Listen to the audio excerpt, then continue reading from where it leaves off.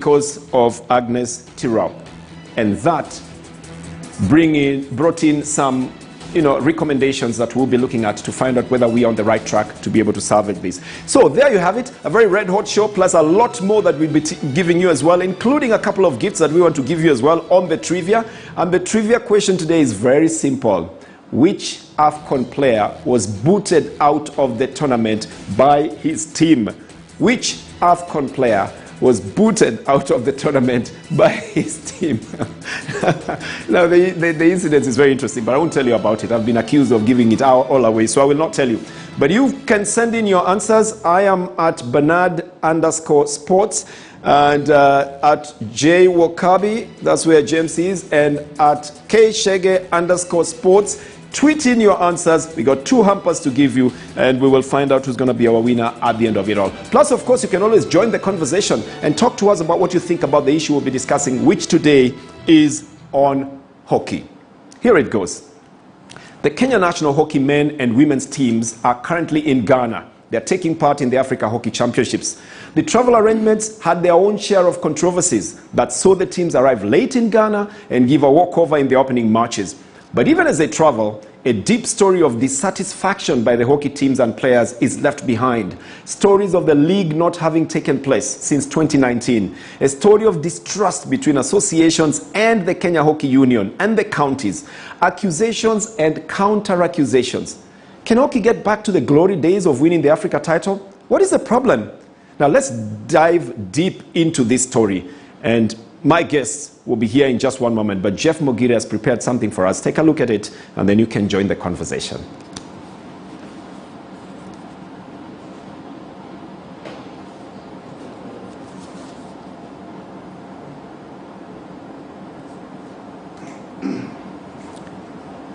Yep.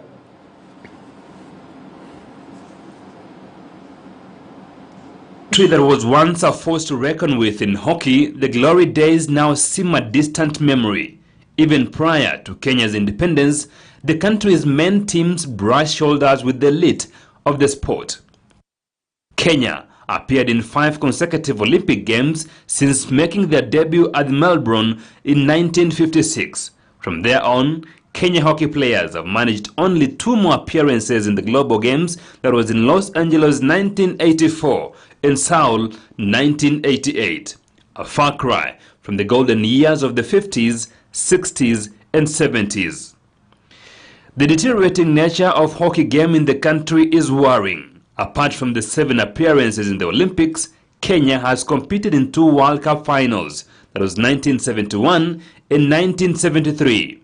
Early 2000, the local hockey game began to lose its taste. For 32 years now, the country has failed to qualify for any international championships. Lest we forget, hockey was the first sport to represent Kenya at the World Cup before cricket in 1975. The challenges facing this beautiful game of hockey are countless, but mismanagement of the game is paramount. Kama future ya hockey, ikiwa ni hao bado watakuwa hapo, hakuna maendeleo yoyote hii mchezo itawahi kufanya. Hatutawahi songa mbele. Since 2019, the National Hockey League has failed to kick off. The Kenya Hockey Union says it's Corona. Why is the league not beginning since 2019?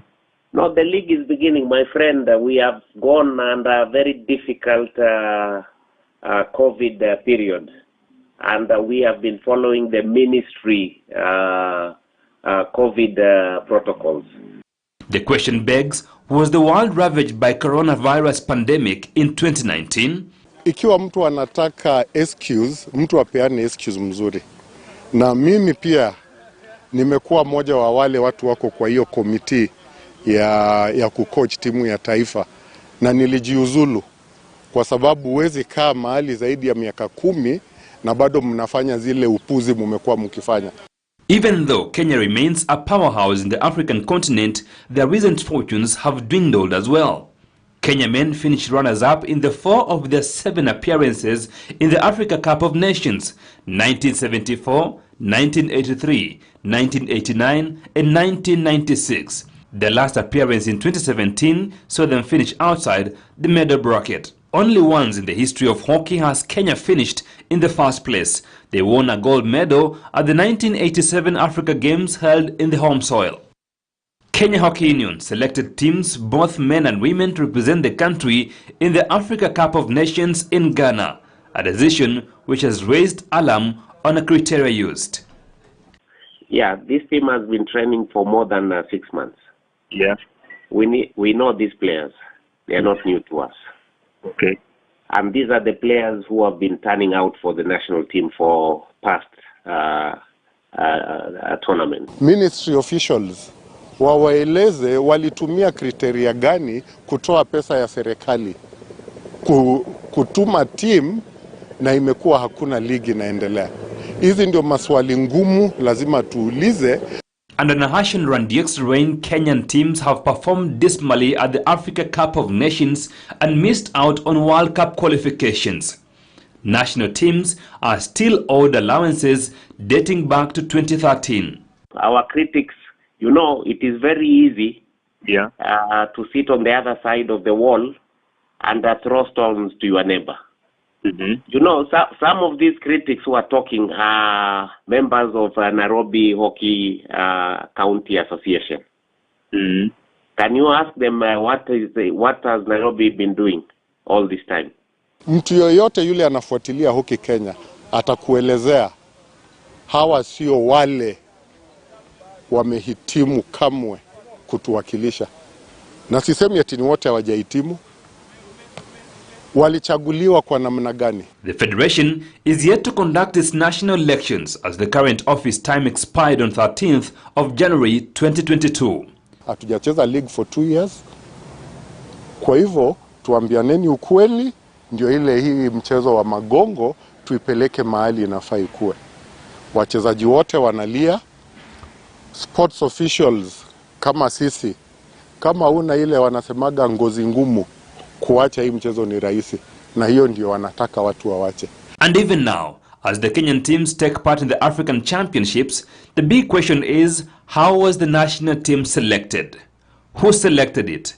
And how long did they train together? Was it enough criteria to out up a good national team? The game of hockey has been in the ICU for the last 2 years. The league has never begun, and today as we speak, nothing is going on. The national team was selected to go to Ghana to represent the country. Both men and women. Lies, deceit and controversy have surrounded this beautiful game for the longest time. Players have quit, and some of them continue with their own lives even without this game being here. The question is, for how long? Well, some of the big questions that we'll be handling with our guests when they come in, and we'll be talking to them about this confusion in hockey. But let's begin at the beginning. We've got a couple of news that we have to handle as well. And sadly, we have to start on a very sad note as well. Now, one of the icons of Kenyan athletics, a man who's been synonymous with all the technical details of athletics, Mr. John Velzian, we got the report that he has passed on. And I think we all probably knew him in one way or the other. Ken, do you remember Yes. Mr. Velzian? Yes, and anybody who trained Kipchoge Keino and Ben Jipcho, to me, is a legend for life. And that's what John was. Came into Kenya even before the country got independent, discovered Kipchoge Keino running on a grass track in Nyeri, perfected the man, and 3 years later, 4 years later, he was breaking records, being honored by IAAF, Lifetime Achievement, worked here as a director for the Stanchart Marathon. May his soul rest in peace. Do you remember him in any particular way? James?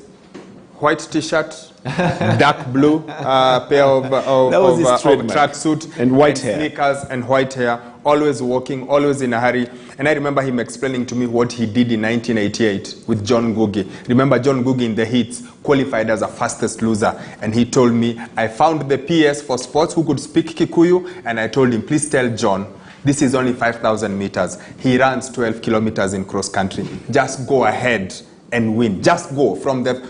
As soon as you start, just go.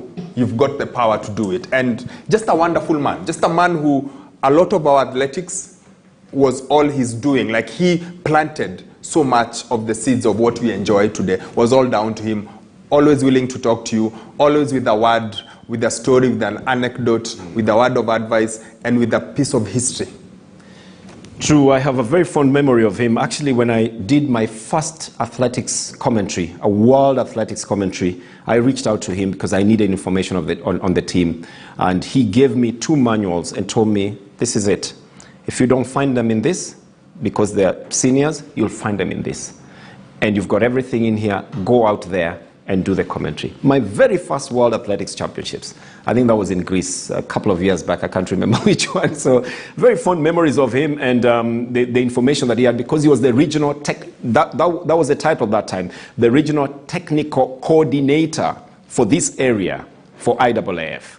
Yes, just a man who's done a lot of what we see now. Remember the man who designed the very first Stanchart cross-country course, a man who would make sure that it's exactly 42.195 for the marathon. Just a man who did everything good that we see, and a man who also encouraged Ibrahim Hussein, who's now the IAAF regional director. He's the man who sort of took him under his wing, and just a good guy. And what saddens me, Bernard, is that he's gone with all that knowledge, all those memories, not a book written about it, nothing for us to read and find out what happened in 68, what happened in 72, what happened in 88.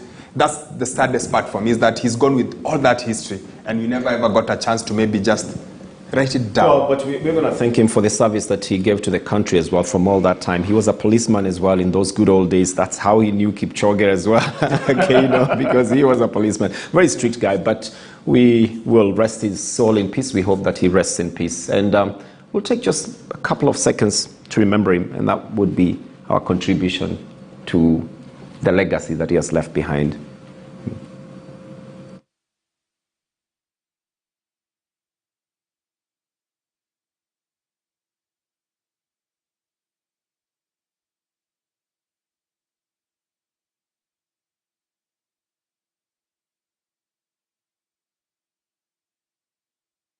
I could feel it. I could almost feel John is just watching me then. He's told me a couple of times, why do you always get the attention, whenever we were having these events? Rest in peace, John. Let's move on to the Africa Cup of Nations now. Interesting results and fixtures we have now, and what we have to expect as well. We are going into the round of 16. Now, you made some comments before, and I told you, don't. It's too early, Things happen in football, I'll give you the chance to tell us then now. What's the biggest loss? What's the biggest surprise as we go to the round of 16? I don't know whether the biggest news is, or the biggest shock is Ghana's going out or Algeria going out. Algeria, the defending champions, were only 2 matches away from setting a world record for a national team that's unbeaten, and they went out so dismally. Or is it Malawi, our East African neighbor? Now in Southern Africa, not East Africa. They moved away from Sekafa and went to Kosafa. So I discovered that Sudan is closer to Egypt than us. Yes, but they're in East Africa, for sure. No, they're just down here. Anyway, yeah. So Malawi are in the quarterfinals as one of the best placed third finishers. Okay. They have a tough task playing against Morocco. But yeah, we really do have a tournament on our hands. Okay. Yeah. Now let's talk about Cameroon, James. What